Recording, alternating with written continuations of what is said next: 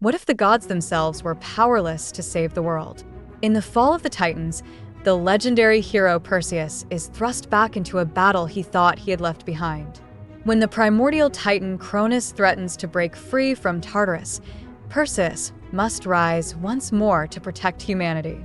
This is an epic tale of sacrifice, redemption, and the enduring power of family.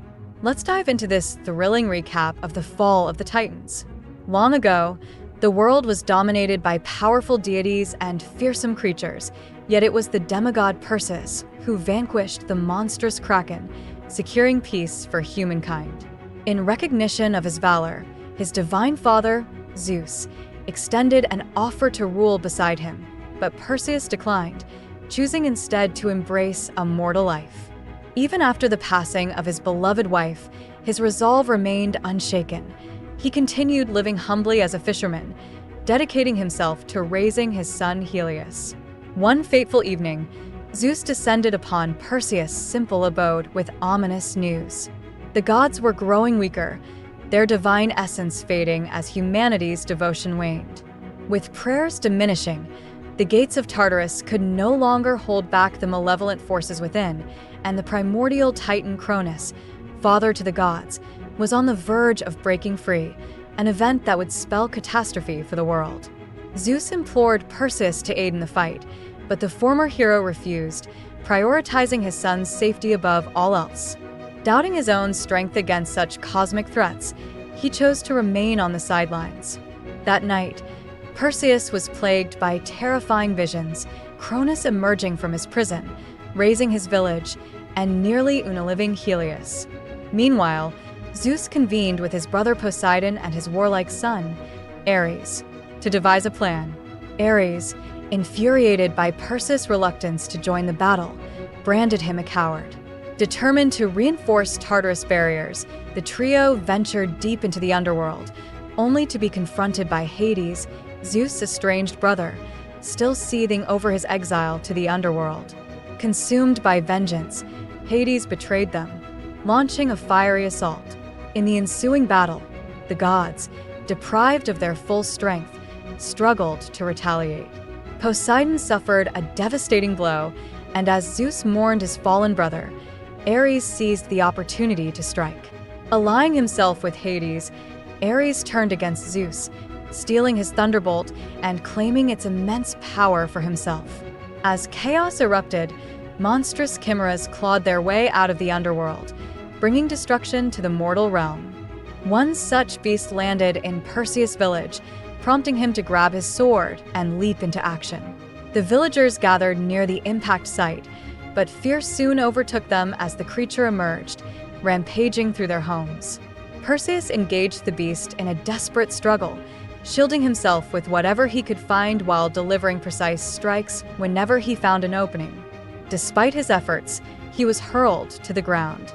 When the chimera turned its deadly gaze toward Helios, Perseus forced himself to his feet, drawing the monster's attention to himself. Using his wits, he ensnared it in a web of heavy chains, forcing it to retreat with him in tow. Once outside the village, he manipulated the creature into unleashing its fiery breath, inadvertently setting ablaze. Gravely injured, Perseus sought the aid of a healer and then led Helios to the long-abandoned Mount of Idols, where ancient prayers once echoed in reverence of the gods. There, they knelt before a crumbling statue of Zeus, beseeching divine intervention. Instead, a battered and barely alive Poseidon appeared, warning Perseus of Zeus' capture. Before succumbing to his wounds, Poseidon entrusted Perseus with his sacred trident and urged him to seek out his son, Agenor, who was in the company of Queen Andromeda. Only together could they locate Hephaestus, the fallen god who held the key to defeating Kronus. Meanwhile, Zeus remained shackled, his divine essence siphoned to fuel Kronus' release.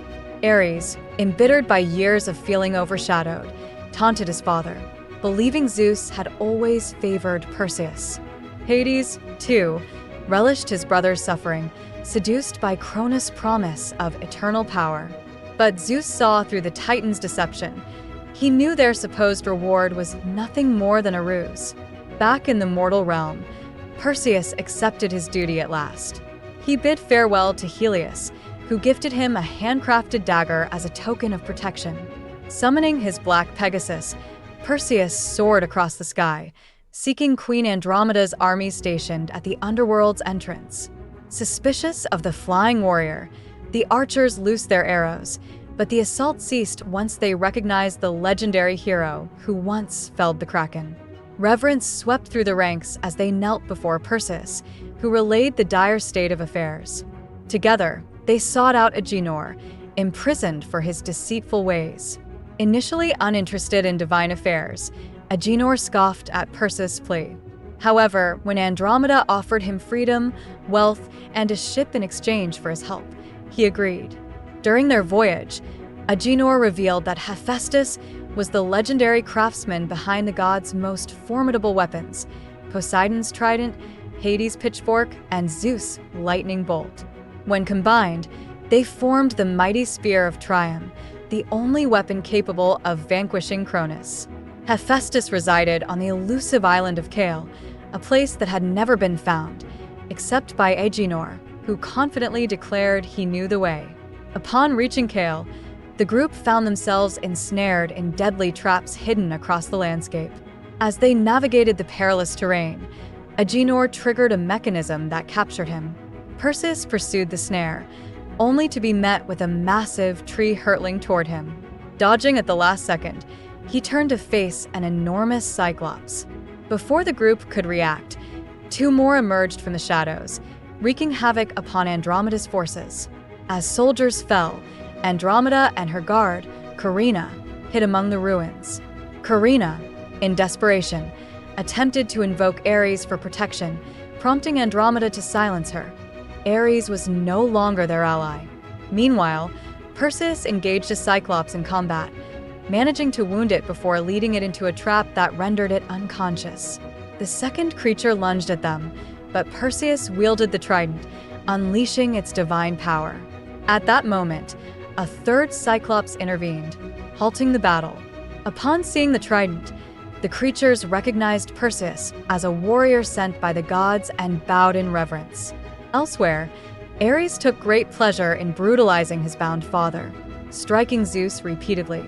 Enraged and blinded by his own resentment, he ignored the consequences of his relentless assault. Eventually, Hades stepped in, warning him not to let his wrath jeopardize their master plan. Despite this, the ritual continued. Zeus, now weakened beyond recognition, aged rapidly as the molten chains sapped the last remnants of his divine strength. At long last, the group arrived at Hephaestus' hidden sanctuary. The once great god of craftsmanship appeared to be lost in his own thoughts, his mind fragmented from years of isolation. However, he immediately recognized Perseus and lamented that he was powerless to assist, having been stripped of his divine essence by Zeus when he was cast into the mortal realm. Andromeda, desperate for his aid, took Hephaestus' hand and pleaded with him. Something in her presence stirred old memories. She reminded him of his long-lost love, Aphrodite. Moved by her sincerity, he agreed to help. Revealing a long-kept secret, Hephaestus admitted that he had been the architect of Tartarus itself. Within its treacherous walls, he had constructed a hidden passage, a route leading directly to its core.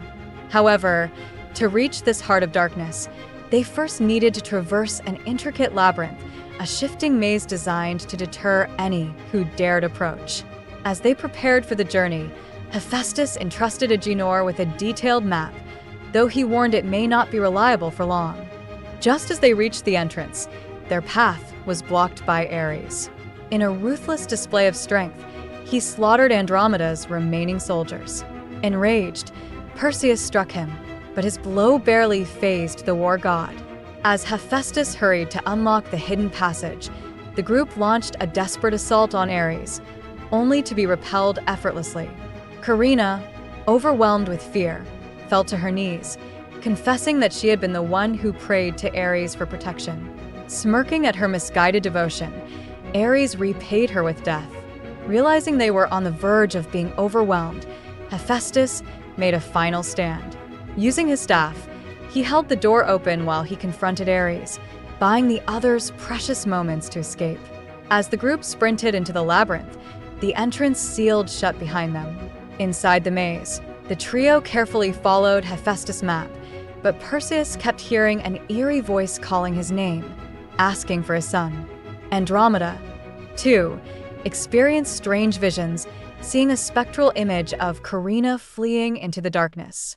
With the maze shifting unpredictably, Agenor declared the map useless and insisted on relying on his innate navigator's instincts, inherited from his father. Before they could debate further, the walls around them began to shift, sealing off pathways and forcing them into a desperate sprint to avoid being crushed. After navigating treacherous terrain, they reached a vast chamber lined with massive rotating rings. A misstep caused them to fall between the walls, trapping Perseus. With their combined strength, Andromeda and Agenor managed to free themselves, but Perseus plummeted further into the depths of the maze. Alone in the darkness, Perseus was confronted by a vision of Helios, but he quickly realized it was an illusion. Before he could move, a minotaur lunged at him, attempting to skewer him with its massive horns. A brutal fight ensued, with Perseus barely managing to avoid its deadly attacks. After an intense struggle, he moved the beast into a wall, causing its horns to become lodged in the stone. The minotaur, desperate, began to mimic Helios' voice, pleading for mercy. Unmoved, Perseus struck the fatal blow. With the guardian of the labyrinth defeated, a hidden path revealed itself. Perseus reunited with his companions, and together, they finally reached the heart of Tartarus. Meanwhile, Zeus, still bound in chains, turned to Hades and, for the first time, offered an apology. He admitted his regret for condemning Hades to the underworld and, in turn, forgave his brother for capturing him. Hades, long starved for his family's acceptance, hesitated. But before he could act, Ares arrived, launching an attack to prevent him from freeing Zeus. The two clashed violently until Hades, in a final act of defiance, grabbed Ares and plunged with him into the abyss. By then, Kronus had absorbed nearly all of Zeus' power and was on the verge of awakening. At that moment, Perseus and his allies burst into the chamber. Wielding Poseidon's trident, Perseus shattered Zeus' chains, setting him free. Just as Ares clawed his way back from the abyss, Andromeda and Agenor attempted to hold him back. But before the fight could continue, Hades reemerged, striking Ares with his pitchfork. Enraged, Ares retaliated, seizing the pitchfork and hurling it at Zeus, impaling him. In his final act of strength, Zeus fused the pitchfork with the trident, using the energy to teleport the group away from Tartarus. Moments later, they materialized at Andromeda's war camp. Zeus, weakened beyond repair, told Perseus that Ares still possessed the lightning bolt, the last component needed to forge the ultimate weapon. Only Perseus could wield it. As the group devised a plan, Perseus prayed to Ares, challenging him to meet at the temple. The battle for humanity erupted as Kronus broke free. Lava rained from the sky, and monstrous abominations emerged from the underworld, overwhelming Andromeda's army. The warriors fought valiantly, but their chances of survival were slim. Just as hope seemed lost, Hades arrived, placing his hand upon Zeus. In a rare moment of brotherly reconciliation, Hades shared the last of his power, rejuvenating Zeus and restoring his strength. The two gods then joined the fray, obliterating legions of monsters with divine might. Meanwhile, Perseus arrived at the temple to find Ares waiting, with Helios in his grasp. Ares wanted the boy to witness his father's demise, just as Ares had once watched Zeus favor Perseus over him. A vicious duel commenced, but the god of war was too powerful. As Ares prepared to land the final blow, Helios intervened, stepping forward with the dagger he had crafted. The brief distraction gave Perseus the opening he needed. He leapt onto Ares, wrestled the lightning bolt from his grip, and struck him down with a thunderous surge of energy.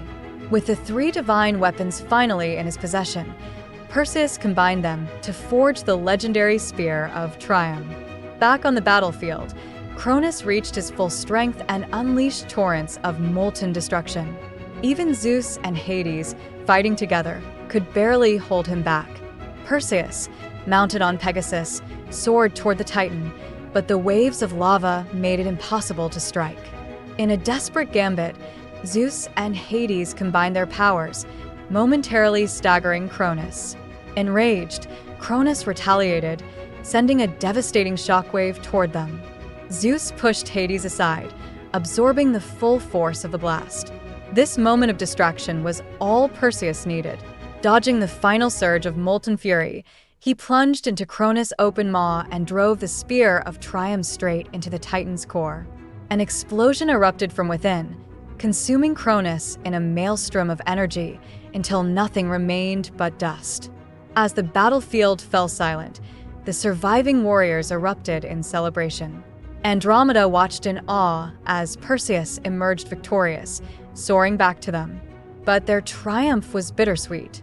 Zeus, knowing his time was over, thanked Perseus before fading into oblivion.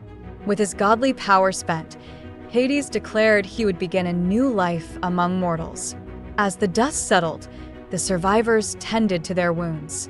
Agenor, embracing his newfound sense of family, bonded with Helios, declaring his intent to be a worthy uncle.